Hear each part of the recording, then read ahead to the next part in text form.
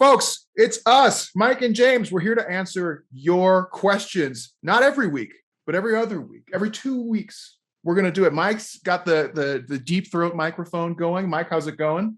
Oh, do you guys ever see shapes that are shaped like this? You just think to yourself, what would stop me from just putting my mouth all over that whole thing? Wouldn't it feel great? You don't have to worry about like the Delta variant on that or anything. Just put that. No that Delta variant on some good old fashioned knob. Just folks having fun. Just having a good time. I made, I don't know if you caught wind of it, but during the RP Summit, I made more than a few dick jokes. I took some pictures of Charlie's like food, and I was like, have you guys ever seen Charlie and Mike's Instagram? They're on some new shit. It's called the RP phallus diet. It's where you eat things that are shaped like, well, you know. We're definitely suspect for being dick lovers. Mm-hmm. You've been known to intermittent phallus, or ooh, I like continual phallusing myself. I don't like to go phallusless for longer than a necessary amount of time. Have you ever used my Phallus Pal? Oh, I have a website to interest you in, James. It's an app. It's called fuckmyphallus.com. I know the app has a .com in it. It's not typical. You know, there was we're trying to be cheeky and you just went to fuck my phallus. When I went to school at Michigan in Ann Arbor, there was a restaurant. It may still be there called this is amazing. It's called sushi.kame. Oh, it's good. And it's like, yeah. Is there an internet version of your restaurant? Like, nope, we just wanted to call it something internet, but here it is. And this is before online ordering. Was it KAME? Like dude, that's a sweet domain name because it's like .god basically. Yeah. God eats your sushi. You're well on your way.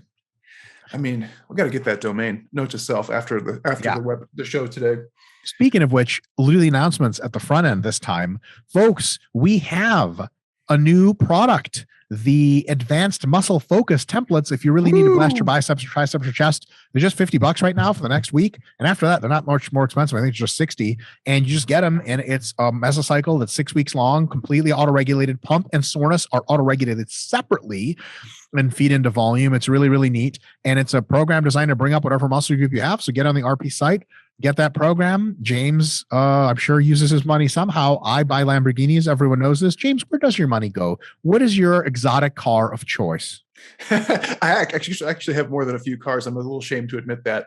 My recent one, I splurged on a gun recently. I got a Henry lever action long ranger. It's actually in the gun store right now. They're putting a scope on it. So that was my splurge. Caliber? 308. So it's kind of like a medium-sized rifle round. Is that the same as a 7.62? It's very similar. Not exactly the same, but almost the same in terms of shape. So it can kill large animals from far away. Sweet. It's exactly where I like large animals to stay, unless they're dead. Mel bought another gun too. She's been going crazy. She bought like 4 guns recently. Making money was the worst thing that ever happened to Mel. She's just buying everything she likes, which is terrible. I know. My wife's also on an RP meeting right now, and she does this funny thing. Whenever she's on a microphone, she yells very loudly. Hashtag be heard. It's just like, you know, my dad spent years living in Moscow and calling his relatives in Turkmenistan. And the connection from Moscow to Turkmenistan was like, if you didn't yell, no one would hear you. So my dad, up until like 5 years ago, having lived in America for like 30 years, was still yelling on the phone. And we finally had to be like, everyone can hear you. And now you're just yelling. So so funny. Yeah. All right. Let's get to the questions. Yeah, let's do it. Okay. All right. Guess who's first? I'll be a wild guess. Henrik Anderson. Mr. Anderson, as we call him in the Matrix. Mr. Anderson of the Matrix decided to get jacked. He asks, assuming body fat levels and general health are fine, will a high step count be enough for the heart and cardiovascular health? Is more intense cardio, 100 plus beats per minute, required for optimal health? Do you recommend more intense cardio? Is hypertrophy training intense enough? So I'll say my bit and we'll see what James says.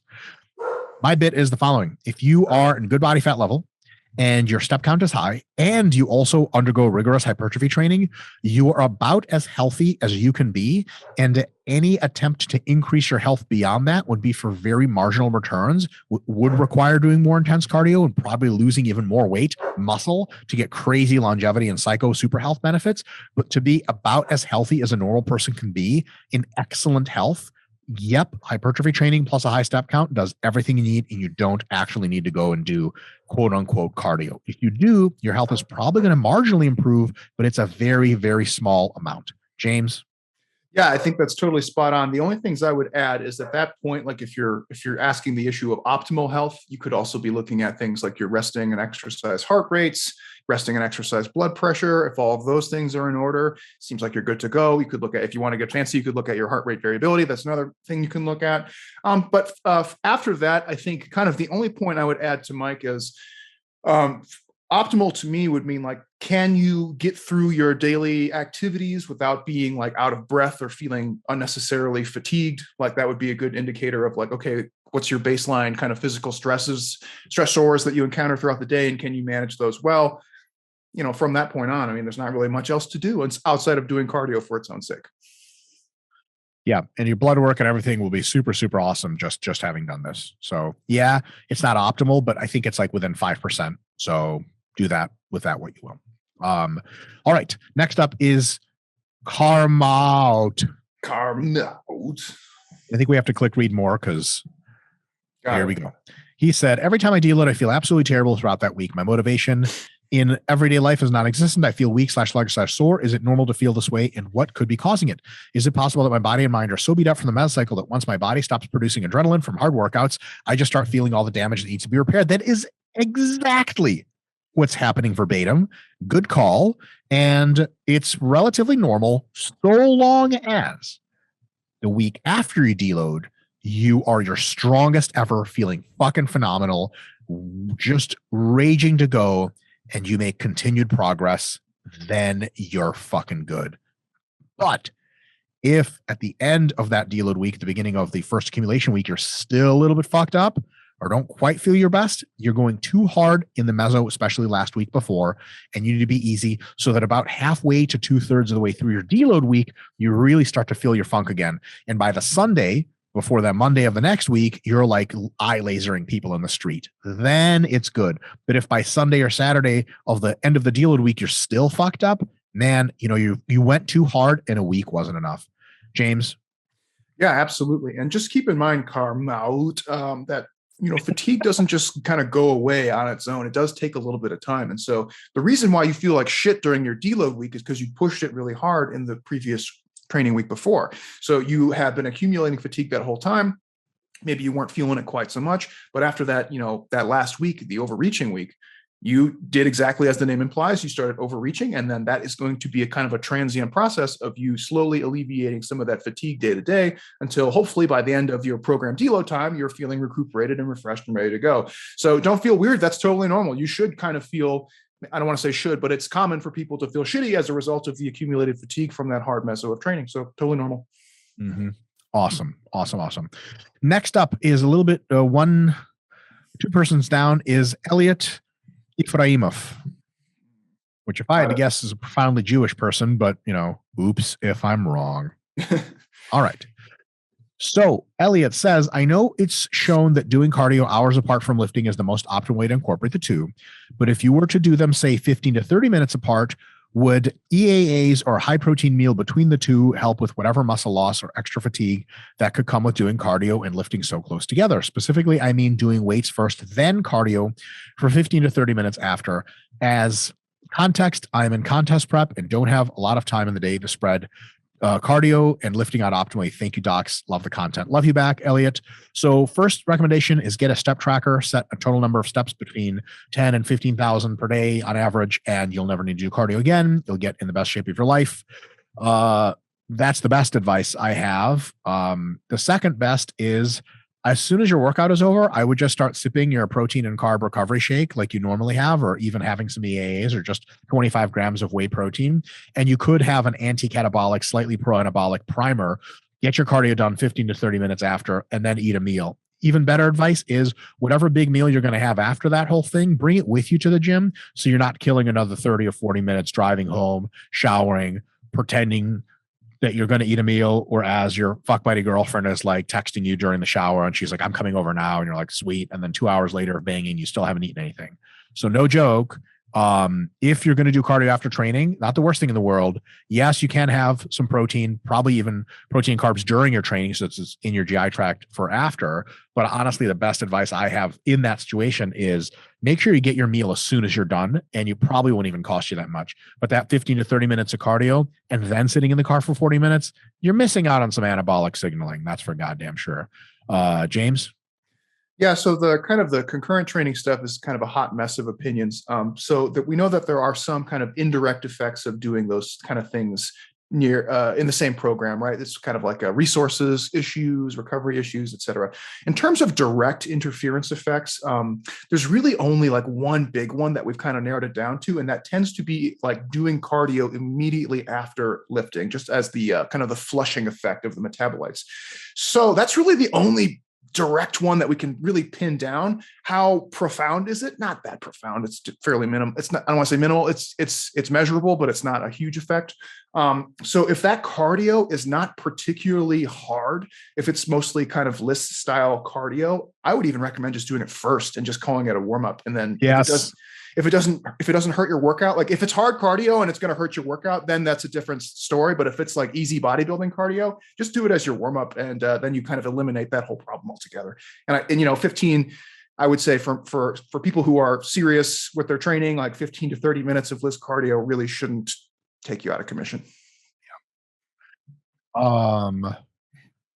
Yeah. Best of luck, Elliot. Again, get a step tracker. Let's take care of Luca up below because he's actually a few down, but let's not forget him. So scroll up. I'm sorry. Scroll up. There he is. And there he is. So Luca says, "Dear Mike and James," fucking James and Mike Q&A. He meant to say in James. He just had a whatever. I read that 1 second eccentric ironically builds more muscle than, for example, a 5 second eccentric. So why do you do slow reps then? With that long eccentric, you also lose some concentric reps because you're tired and just cannot perform another explosive concentric rep, which builds fast fibers, sequentially followed by 4 question marks. At Renaissance Periodization, thank you for tagging us. All right, Luca. So 1 second eccentric probably doesn't dependably build more muscle than a 5 second eccentric, but anything much more than a 9 second total rep, which is to say realistically, like anything over a 6 second eccentric is probably bad. So we can pretty definitively say 5 second eccentric and 1 second eccentric has roughly the same effect on hypertrophy. And if I had to put all my money into one, the 1 second would probably be a little bit more hypertrophic, but I'm not sure of that. We just know there's probably no difference. So why do you do slow reps? Well, the answer is you mostly don't. Then the question is, when you do, why do you? A couple of reasons. One, you're in a particular state of your training process where you really want to avoid injury. You're really dry, you're really lean, you're really tired, pre-contest, your athleticism and ability to adjust on the fly is down. Being athletic and being explosive is probably not a good time for that. So you slow down the eccentrics to keep it safe. Another one is just variation. You've been doing everything the same for a while. You want some variation, good to go. Another one is you just got injured a few months ago. You're coming back into the big loads now. A longer eccentric means that you don't have to use as much load, and the velocities of contraction are not as high, and velocities of essentially force imposition on your tendons and ligaments, et cetera, are not as high, so that you can be safer. So there's good reasons to do them, but we don't do 5 second eccentrics because we're like, this is the ultimate plan to ultra growth. Variations in there, and directed variation for a reason is there as well. If you want to know a ton more about that, give our hypertrophy scientific principles of hypertrophy training, which James and I co-authored with Jared Feather, a read that gets into all the definitions of everything I just said, and also advanced hypertrophy concepts and tools. The variation one is going to talk about all that. So we want you guys to look less for what's the best and everything else, and more look at what's the best tool for the job and is it okay to use other tools. For example, and this is a really easy analogy that's actually is a very, very good analogy on technical grounds. I'm not sure if it's going to be emotionally very salient, but if you're like a rich dude and someone's like, okay, now that you're rich, like which car are you going to buy? Most rich dudes are like, well, I'm going to have a truck for riding around town. I'm going to have a sports car for taking to the track. I'm going to have a helicopter for flying to New York. Like it's not, one car is not the answer. And thus one training method is almost never the answer either. Like you're going to want to have shots at me here with the vehicles. So if you're James Hoffman, this is a personal SUV, attack. You have a huge bus to drive friends around with. You have a Can-Am to drive around the country like country bumpkin. But honestly, and you have guns for all those. But on a serious note, like it's different tools for different jobs. It's also actually, just to continue to make fun of James, it's the same thing with firearms. Like imagine meeting a Navy SEAL. Okay, so imagine meeting Jay Cutler sitting next to him on the plane and be like, Jay, can I ask you a question? He's like, sure. You're like, what's the best exercise for chest? Okay, it's as stupid as you and I know a lot of you guys follow military hardware and stuff. I do too. It's as stupid as if you sit next to a Navy SEAL on the plane. You're like, Navy SEAL? He's like, yeah. Like, can I ask you a question? He's like, sure. Like, what's the best gun? like, best gun for what? Like, technically speaking, one of the best guns ever was a fucking ship-mounted 16mm cannon that shoots shells 45 miles away. Because we don't exactly just deploy that in house-to-house combat. Like, nor can anyone carry even a shell, which weighs as much as a car. So, yeah, there's no such thing. It's what are the tools for the job? Now, when there is a job, like, for example, getting your chest to grow, or, for example, having a maneuverable firearm for a house-to-house fighting situation, there is a list of guns that are the best, and within them, there's just specific situations that you want. Like, if you have like a 5.56 caliber weapon, it's probably it might not shoot through walls or heavily armored stuff, but it's really light. It's really it's good. Sometimes it's good not to shoot through walls because your boys might be on the other side of a wall. If you have an AK-47, like a 7.62 platform, you can shoot through walls. You can shoot through some armor plating. That might be a good thing, might be a bad thing. Both are really good guns, but then it's specific. And of course, there's other guns that suck. Like, hey, my grandpa built a gun. Do you want to use it? Like, no, your grandpa sucks. So there's some exercises people come up with that blow, and some 10-second eccentrics are never a good idea. But a lot of it is what's the best tool for the job, and you just got to get familiar with the jobs, with the tools, with the constraints, and then you can make good decisions. Yeah, absolutely. And I think sometimes we put a little, as a scientist, we obviously want to investigate these things and find kind of like our upper and lower operational range. But this is one of those where the bros got it right, where it's like, don't overthink the rep cadence stuff. Like more often than not, a pretty normal self-regulated rep cadence is probably fine. There are some instances where you can kind of get a little bit fancier in terms of like if you're being explosive or you're deliberately being more controlled, as Dr. Mike was talking about earlier. But for the most part, like do what feels pretty natural and you're probably going to be just fine as far as rep cadence goes. Yeah, absolutely. Next up is Vasil Zhilev, our best friend. You don't have to just scroll right down, actually. Oh, aha. He's got the RP logo still. Okay. Yep. Still robbing us of our logo. Just kidding. He actually asked me if it was cool or not. I'm like, of course, man. Rep that shit. So. Oh, damn it. Oh, God, James. I'm sorry. There it is. Okay, we're good. Vasil asks, will the Sports Scientist podcast ever come back, or can you do one of the Q&As with Marcos? I love the guys/series. Thanks for everything, truly. Vasil, we love Marcos too. He's one of our best friends. The Sports Scientist was amazing. Maybe we'll bring it back at some point. The problem is we don't live anywhere close to each other anymore, so it'd have to be over Zoom. Marcos is such a fast-talking, witty motherfucker that we lose something with Zoom because he can't cut us off real quick and say some funny shit. There's a delay, blah, blah. Another concern there is this is the RP account. That's what I was going to say. Yeah. We can make our little bullshit jokes, but Marcos, we barely keep it together on this. Mike and I barely keep it like PC enough for the RP account. Barely. Someone said something in a comment section about the Sports Scientist podcast where they said, man, I feel like this is just you and your friends hanging out and just like this is how you normally talk. Absolutely not. Normally, we say the vilest shit you can think of. And if you think you know like more vile shit to say, you're probably wrong. Shit that will get us canceled immediately on the first syllable. All the time. We talk like that all the time. That's the default way we talk with our friends. Marcos is like one of our funniest friends, and he talks that shit at a completely high level. And we want to do that with him. So every time we're doing anything with him, it's like really difficult for us not to just default to saying insane shit you never want to say in public. And for that reason, because it's a painful process and because we can't even do the funniest jokes, I mean, it's not likely that the sports scientist is just mainstream, and sorry.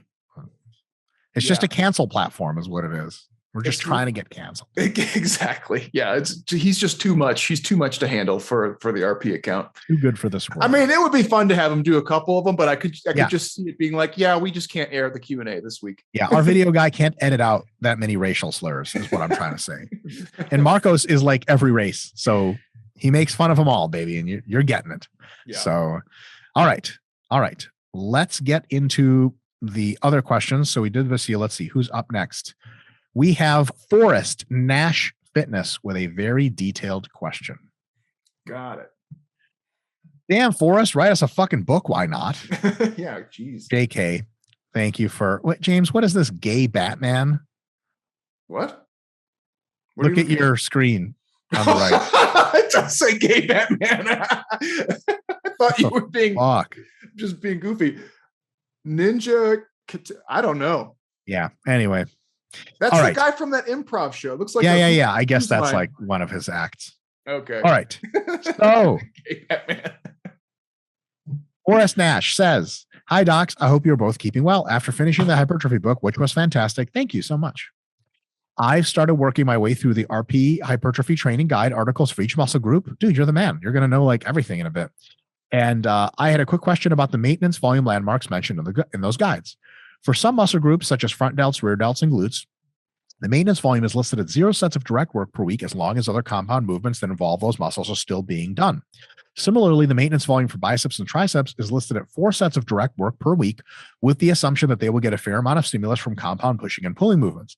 This makes a lot of sense to me, but my question is, will these low maintenance volume numbers still hold true when every other muscle group is at maintenance volume simultaneously during a maintenance phase? I'm guessing that the answer is yes, since everything I know about maintenance volume suggests that it's quite low, but I just want to double check if that's what you guys had in mind when writing the hypertrophy guides. As a further disclaimer, I understand that all of the set numbers listed in those articles are rough averages for intermediates. Good, very good. And that individual volume landmarks can and will differ many things for help. Great question. And it's got a convenient answer. Yes. If you train everything in maintenance volume, you like literally do like 6 sets of pushing per week, your triceps almost certainly will not get smaller. Some people are the exception. And if the direct work's not enough for them and they start to recede, but again, huge thing to call out here. Actual recession in muscularity is really tough if you're eating maintenance calories and sleeping well and just training some part of your body hard that involves that muscle. So that really is the case. And yeah, the answer 90% of the time is yes. And with 2 direct sets per week is definitely yes added to that. So James, do you have anything to add there? Not really. No, I liked the question a lot because he's saying like, okay, for those of you who maybe didn't follow along with his reasoning, basically saying like, okay, well, if you're only doing 2 sets of bench press in a session, like, is that actually enough indirect work for, let's say, your deltoids or your triceps to hit the maintenance volume? If we're under the assumption that maybe the maintenance volume for delts and triceps might be a little bit higher. Sorry, I got lost in words there, but basically he was saying like, hey, if volume is low all around, does that affect those other numbers too? Because we're assuming that they're getting direct or indirect work, right? So it's a very good line of thought. And the answer is, yep, that's all of it's covered. And those numbers are actually conservative, by the way. The more we look into it, and even the more still, the funny thing about like deconditioning your muscles is not only is it kind of difficult to do in terms of like, you really don't need a ton of stimulus to just kind of hold on to what you got.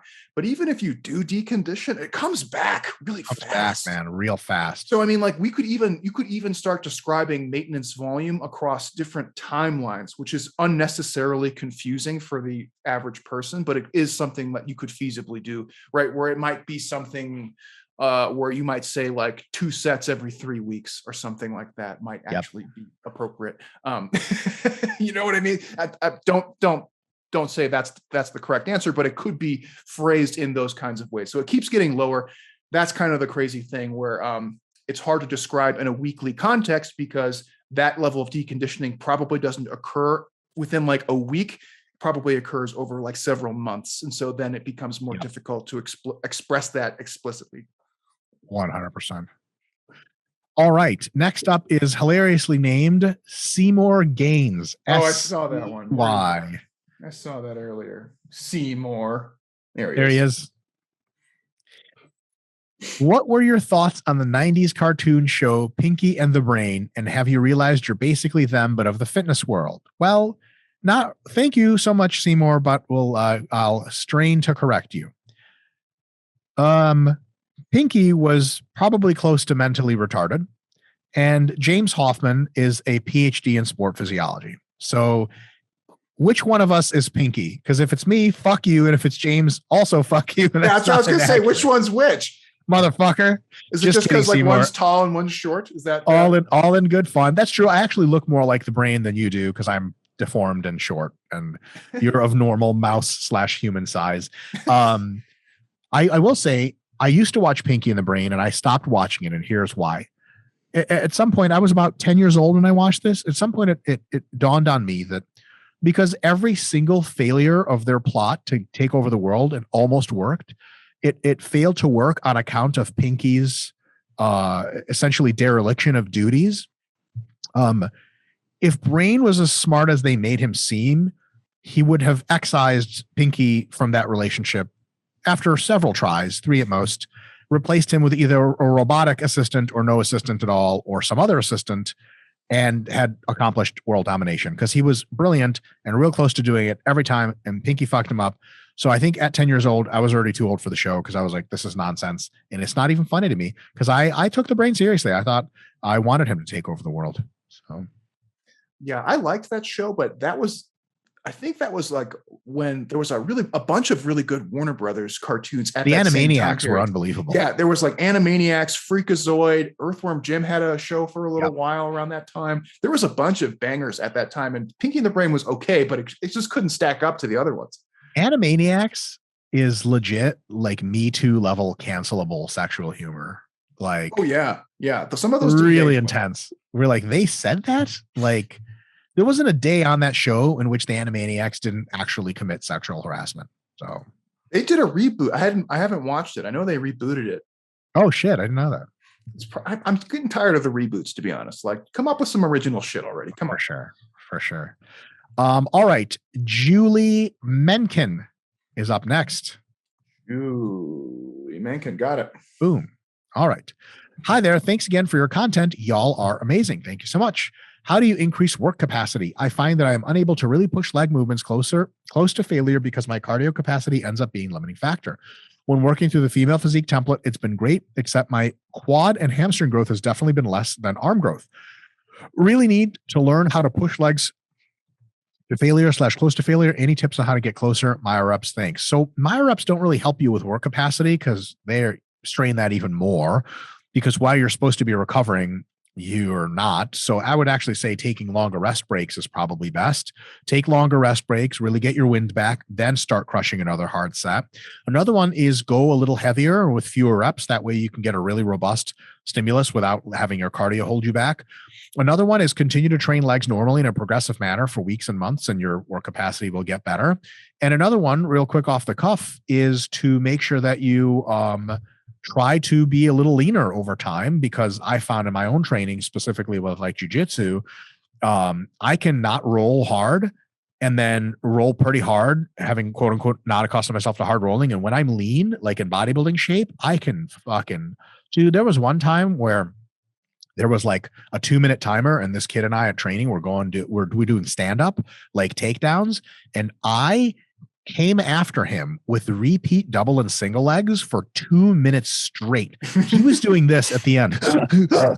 And I actually got the takedown at the end, and I like got off after, and I was like, you got off after where you're like, yeah, I got him. Oh, yeah. I got off many times during, but like when I got up afterwards, I was fucking golden. That was because I had like, I don't know, single digits body fat, and I was just fucking on the money.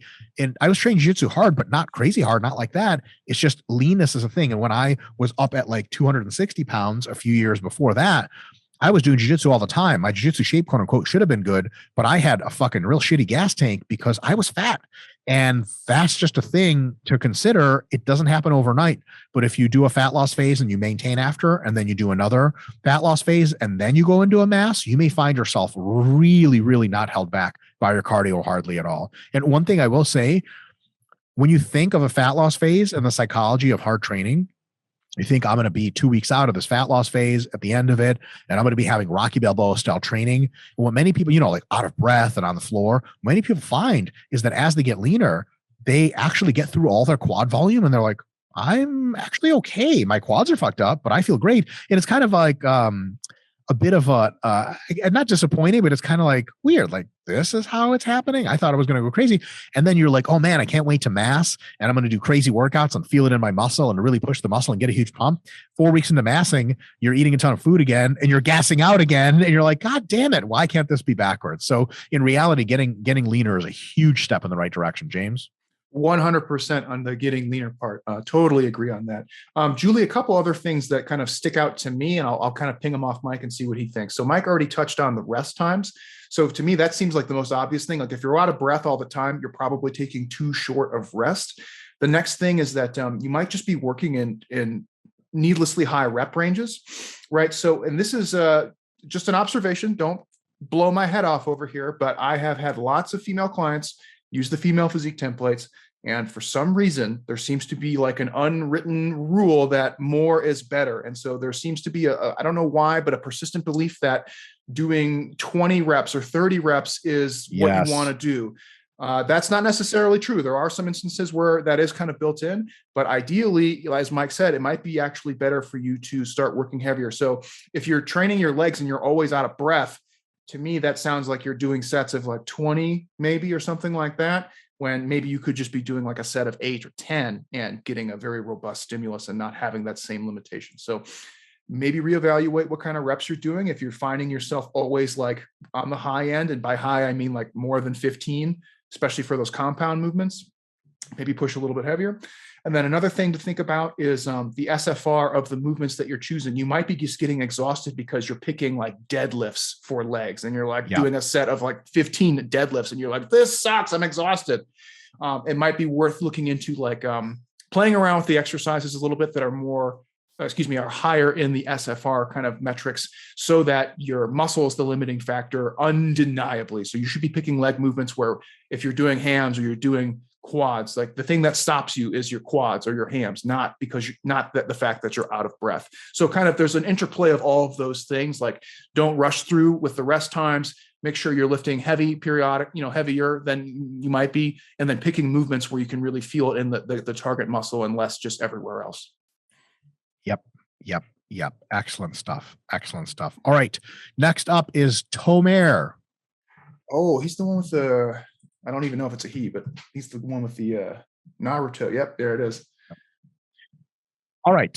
He says, no, I think it was another one, James. It's a more upvoted one. Ooh, excuse me. How about there it is? Yep, there it is. Yep. I was like, that had 2 upvotes. There's no way I fucking picked that one. All right. Tomer, we'll do you a 2-for-1. Anxiety, depression medications. Are there any harm to hypertrophy? I don't think in any direct way. Indirectly, if they reduce your motivation to train, but generally they increase it, because if you're super depressed and anxious, you probably don't train all that well anyway. But I think some can make you like lethargic. I know too. That might be an indirect factor, but not a direct factor. Yep. All right. And then the actual question: when will it be too soon to take a half deload during a meso? Too soon, what's brought this up is overdosing volume/intensity.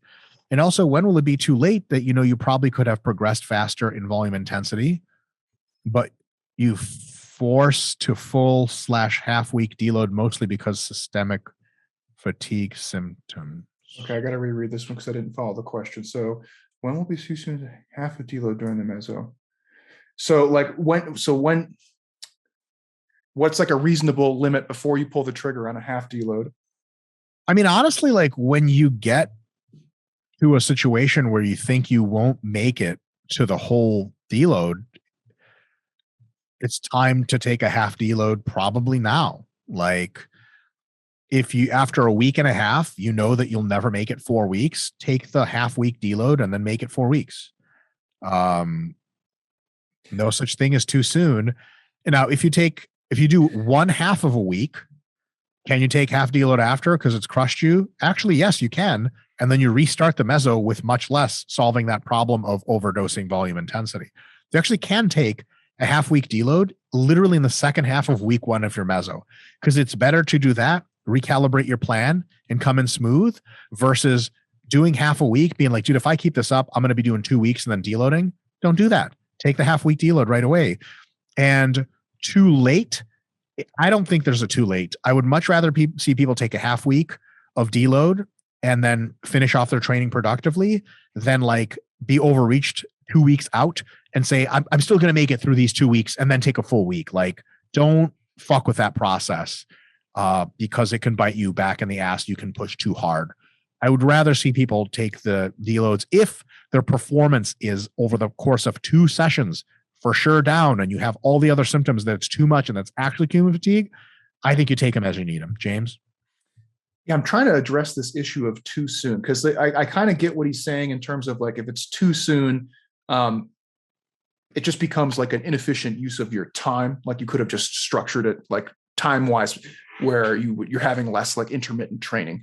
So I get that part. I'm trying to understand his reasoning where he says, what brought it up was overdosing volume and intensity. So that's I think he means like, if I need the deload so soon, then maybe I'm just doing too much. And then the answer is you still take the deload and then you don't do as much. Yeah. And that's what I was going to say, is that's not really a half deload issue so much as like you go back to the drawing board on the next meso cycle. And another thing too, I mean, auto-regulation kind of eliminates this, like a lot of this you can take half deloads as part of auto-regulation, but if you're doing a pretty good job on your kind of ghetto MEV metrics and your pumps and your soreness and your monitoring performance, if you're making those adjustments throughout the meso, you might not have to think about doing this kind of stuff as explicitly. That's what I would say. I think maybe you're just overanalyzing like the half deload specifically and underanalyzing just like, how are you feeling day to day? Is your performance going pretty good? Blah, blah, blah, stuff like that. All right, James, our last question asker. Oh my goodness. Just type into the search MRO. Oh, what? Mroslaw coleslaw over here. What the fuck? Okay, wait. I'm gonna take a crack at it. Mroslaw Shanovsky. How did that do? Let me take a crack at it. Murashislav.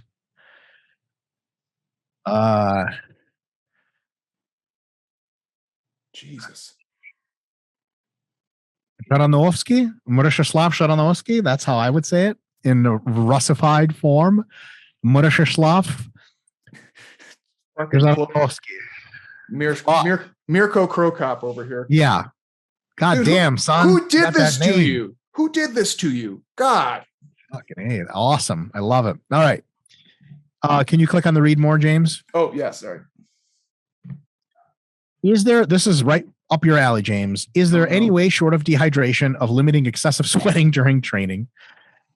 We're talking about having almost fully sweat saturated shirt in a gym that's having its air conditioned at about 20 to 21 Celsius, which is like 69 and 69 Fahrenheit. I'll add that the dude isn't obese or anything. Upper teens body fat, reasonable work capacity, maxing at 25 hard sets per workout session with a typical daily volume of 20 sets, mainly compounds with some isolations thrown in. I'm thinking maybe extra cardio is a solution, though it is not a limiting factor during lifting. Here's the funny part. If someone gets really good at doing cardio, they actually sweat more and not less.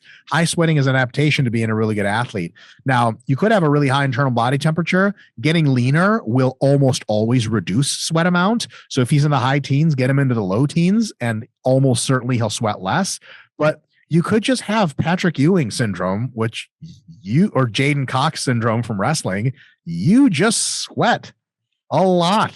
And that's a thing. And that's something to go talk to a dermatologist about, because they do have solutions for that. Some of them are drugs you can take.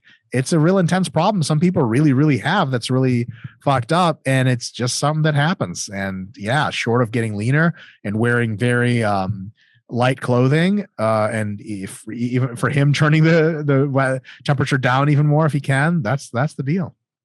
Yeah, I don't really think there's a whole lot you can do from the training side of things. Some people are just sweaters. It's just the way it is. And at that point, either you have like, clinical level, either medication or deodorants or sorry, antiperspirants, or you just might have to bring extra clothes. I know like when Mike and I were teaching, I would always sweat through my shirts, not because I was nervous or anything, just because like teaching for whatever, I would just get turned up for teaching, and my elbow to hip would just be soaking wet. Sometimes you got to bring a spare shirt because it's nasty. Yeah, I don't know. I can't think of anything. And I don't, I've been struggling with this issue. I almost feel like preventing the sweating, aside from it just being like disruptive to your life, which I get when you're like a sweaty mess and you don't want to like look like that all the time. But I think it's actually a good thing to let it out. I struggle with the idea of like trying to keep it in. Because I feel like fuck that. You're supposed to let it out. It's serving a specific purpose. Obviously, it can get a little crazy, and if you're sweating through all your clothes all the time, it's not great for your lifestyle, and certainly not great for your professional life. But I also feel like I'm not like a naturalist either. I just feel like you're supposed to sweat, and I personally stopped using the antiperspirant deodorants just because I feel like it's weird. It's supposed to come out, and if I feel like I'm just plugging it up, like what's I don't know. That's the same reason I stopped stopping myself from masturbating in public. Like if it's going to happen, it's going to happen. It's going to happen, right? Why hold back? Yeah, that's an interesting one and an interesting name to go with it. Good God. My man. One last bonus round. James, scroll up a little bit back to Miroslav. Oh shit. Bonus round just for shits and giggles. I don't even know where. Just search MRO real quick. There we go. Right below. Darth Tazikikius. What's Dr. James' cause of dissatisfaction with Technogym equipment? Sucks. It sucks. What do you want me to say? It blows. Hold on. Can you scroll down? What is Rainer Trainer? I know him in real life. What does Rainer Trainer say? He says, "Have you tried other kits?" ? Yeah, for sure. Like Technogym is something when you go to a gym in Italy and you're like, oh, this isn't a real gym. It's just Technogym equipment. And yeah, some of their stuff is fine, but they have like a line from the mid 2000s was just whoever designed it had never lifted weights. It's like simultaneously uncomfortable and low SFR, and you can't get any raw stimulus magnitude on it. You're doing a chest press and you're like going to failure, but like the machine is failing and not you. It's weird. It like, you don't really get to squeeze on the shit. It's awful. Yeah. You're always just like, who made this? Why does this exist? This was like somebody like their master's thesis project was like design exercise equipment. And they're like, okay, there you go. Here we go. This hypothetically moves like a human. Yeah. Somebody could move this thing around. Oh boy. That was a silly one. That was a good Q&A. Oh shit. Trevor Fulbright asked a question. Trevor, just send me that question. God damn it. We know each other in real life. Trevor, look at your question. You got no upvotes. Look at you. You suck. You suck. What are you doing? He's asking a Chris Duffin question. Flywheel, etc. We don't know. I don't know anything about a flywheel. There's one cool study on it. That's all I know. Yeah. I'll look into that a little bit. Yeah. I got something funny to tell you after we log off. All right. Well, folks, thank you so much again for the good questions. Make sure you guys are upvoting questions that you like, and just kind of give when you pop into to look at questions, go ahead and just look through all of them real quick. See if there's any that you thought were really good. Throw them a like, and we'll get to those. And then if you have any that have not been answered, you can go ahead and pop it in there, and hopefully other people will pay you the same courtesy and upvote yours as well, so we get them all answered. So we already had our housekeeping. Make sure you guys go check out the new body part focus templates that we have. Really, really awesome. I was just on the RP podcast talking all sorts of shit for 2 episodes. So you can if you want to hear more of my derpalurps, you can check that out. Dr. Mike, anything else? That's it for now. Always new stuff in the works. All right, folks. Thanks again for the good questions. We will see you next time.